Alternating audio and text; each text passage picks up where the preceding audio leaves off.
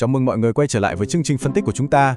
Hôm nay, chúng ta sẽ cùng nhau bóc tách một vấn đề cực kỳ nhức nhối, giải mã khía cạnh sinh học thần kinh đằng sau sự mệt mỏi kỹ thuật số và khám phá xem các nội dung dạng ngắn đang thực sự viết lại cấu trúc não bộ của con người như thế nào.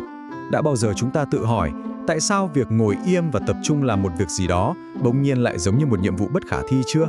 Cái cảm giác đầu óc lờ đờ, sương mù, cạn kiệt năng lượng mà nhiều người vẫn hay gọi đùa là thối não hay brain rot đấy. Thật ra, nó hoàn toàn có thật và có cơ sở khoa học đàng hoàng. Bài phân tích hôm nay sẽ đi theo một lộ trình rất rõ ràng.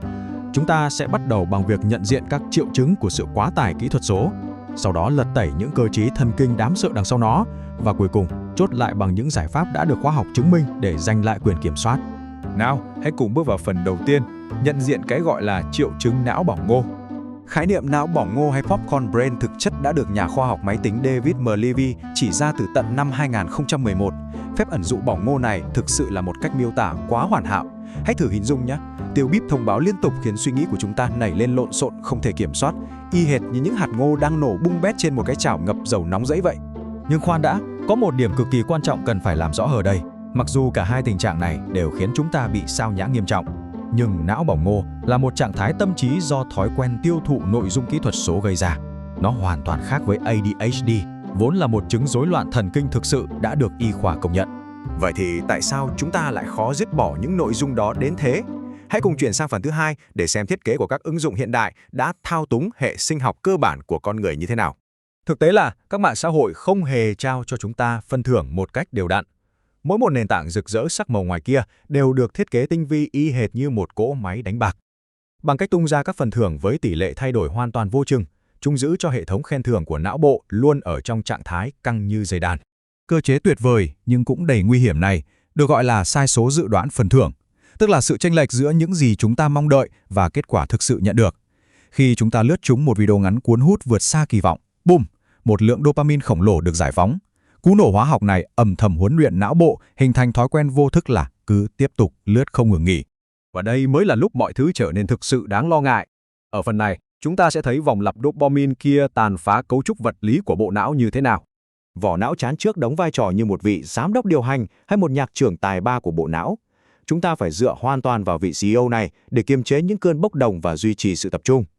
Thế nhưng, khi một người dùng kỹ thuật số trung bình chuyển đổi qua lại giữa các ứng dụng tới 300 lần một ngày, nguồn tài nguyên quý giá này sẽ bị vắt kiệt hoàn toàn. Các kết quả chụp cộng hưởng từ MRI đã tiết lộ một sự thật thực sự gây sốc. Việc cấy cuốc video ngắn liên tục có liên quan trực tiếp đến việc làm giảm thể tích chất xám ở vỏ não trán trước, trong khi đó lại làm tăng thể tích tại vỏ não ổ mắt. Hậu quả là gì? Chúng ta trở nên cực kỳ nhạy cảm với các kích thích thị giác, nhưng khả năng tự kiểm soát lại lao dốc. Thậm chí, cấu trúc kết nối ở tiểu não cũng bị thay đổi, làm gián đoạn luôn cả quá trình xử lý cảm xúc. Chưa hết đâu.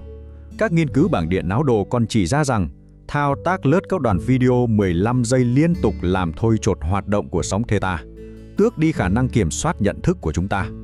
Nó còn phá vỡ cả mạng lưới chế độ mặc định của não, khiến cho quá trình lưu trữ, củng cố trí nhớ bị phân mảnh nghiêm trọng. Việc cấu trúc vật lý bị nhào nặn lại như vậy sẽ dẫn dắt chúng ta trượt thẳng vào một lãnh địa tâm lý tối tăm, cảm bấy mất khả năng trải nghiệm niềm vui. Bình thường, những phần thưởng tự nhiên như một bữa ăn ngon hay sự gắn kết bạn bè sẽ mang lại sự thỏa mãn rất bền vững. Nhưng khi đối mặt với vô vàn kích thích nhân tạo từ việc cuộn màn hình vô tận, những con đường thần kinh của chúng ta hoàn toàn bị thao túng và hoạt động quá mức ranh giới an toàn. Và hệ quả chính là hội chứng anhedonia. Bởi vì bộ não buộc phải thích nghi với cách đợt tăng vọt dopamine liên tục bằng cách vô hiệu hóa bớt các thụ thể, độ nhạy cảm của chúng ta sẽ giảm xuống đáy. Khi đó, những hoạt động nhịp độ chậm hơn như đọc sách hay nói chuyện trực tiếp bỗng chốc trở nên nhạt nhẽo, vô vị và nhàm chán đến mức khó có thể chịu đựng nổi. Nghe có vẻ khá tuyệt vọng phải không? Nhưng hãy chuyển sang phần cuối cùng, bởi vì câu chuyện không khép lại với một bộ não bị tổn thương vĩnh viễn. Có những phương pháp cực kỳ hiệu quả để phục hồi.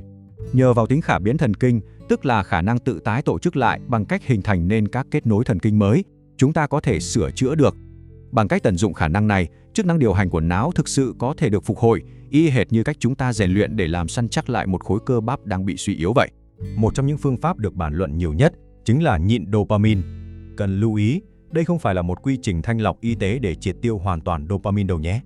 Thay vào đó, nó là một khoảng thời gian nghỉ ngơi có cấu trúc, giúp tái thiết lập hành vi để khôi phục lại độ nhạy bén tự nhiên của các thụ thể trong não bộ.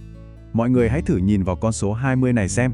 Đó chính là số phút sử dụng điện thoại trung bình mỗi ngày mà chúng ta có thể dễ dàng tiết kiệm được nhờ vào một thao tác vô cùng đơn giản, loại bỏ hoàn toàn màu sắc khỏi màn hình thiết bị di động. Các nhà thiết kế ứng dụng là những bậc thầy tâm lý. Họ cố định dùng sắc đỏ tươi để kích hoạt sự phấn khích. Nhưng khi chúng ta chuyển cài đặt màn hình sang thang độ xám, chúng ta đang trực tiếp tước bỏ toàn bộ những phần thưởng thị giác độc hại đó. Chiếc điện thoại bỗng trở nên vô cùng tẻ nhạt, và chính sự tẻ nhạt đó sẽ đập tan vòng lặp của các thói quen cưỡng chế. Đi kèm với chế độ màn hình xám, việc áp dụng những thực hành đã được chứng minh sẽ chủ động sửa chữa lại vỏ não chán trước. Hãy rèn luyện sự chú ý đơn nhiệm với kỹ thuật Pomodoro, tiếp xúc với ánh nắng tự nhiên hay tập thể dục nhịp điệu. Chúng sẽ mang lại cho chúng ta một lượng dopamine tự nhiên, dồi dào mà không cần phải phụ thuộc vào bất kỳ một thuật toán nào cả. Khép lại bài phân tích hôm nay, có một câu hỏi mà tất cả chúng ta đều nên suy ngẫm. Rốt cuộc thì, các thiết bị thông minh đang phục vụ cho chủ ý của con người, hay chính tâm trí của chúng ta lại đang ngoan ngoãn làm nô lệ cho thuật toán? Việc thiết lập một vài ranh giới rõ ràng ngay từ ngày hôm nay không chỉ đơn giản là một thói quen tốt, mà đó rất có thể là hành động mạnh mẽ nhất để chúng ta giành lại quyền làm chủ sinh học của chính mình trong một thế giới siêu kết nối. Cảm ơn mọi người đã đồng hành và hẹn gặp lại trong những phân tích tiếp theo.